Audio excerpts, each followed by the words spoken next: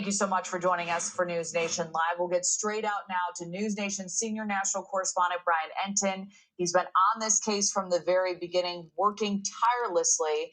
He joins us live outside of Nancy's home with the very latest for us. Brian. Yeah, Kelly, there are a lot of moving pieces right now, and the sense is the next 24 to 48 hours could be very, very significant based on everything that we see happening with the DNA, and then, of course, the swap raid that we saw happen on Friday night. Let me get to the newest piece of information. This is from the FBI. And remember, we've been talking so much about these different black gloves that have been discovered. Well, the FBI now confirming that one of the gloves seems to match the glove, at least in appearance, that you see the suspect wearing in the surveillance video in front of Nancy Guthrie's front door. And there is DNA on this glove that was found. I'm told it was about 2 miles from Nancy Guthrie's house.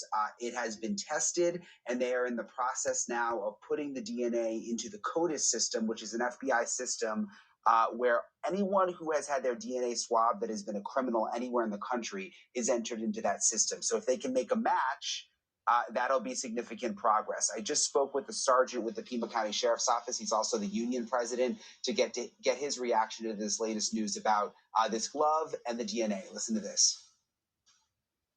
Apparently, there's a lot of gloves that have been found. Yeah. What do you make of that? I mean, I guess these gloves are used for all sorts of purposes, it seems. It is pretty common. It could be from investigators. It could also be, we have a large amount of homeless that live and camp in the area. We also have, we've experienced a lot of nighttime car break-ins in this area as well. So, I mean, it could be from any one of those things. Hopefully it's related to the Guthrie kidnapping or incident, and they're able to get some DNA out of it, and it breaks the case open. But I understand it was found a couple miles away. Hopefully, as he's driving away, he throws his gloves out the window. Maybe we'll get a lucky break, but there's a lot of possibilities. Perhaps even more significant, Kelly, than the DNA found on the glove is we learned over the weekend that they also found DNA inside Nancy Guthrie's home.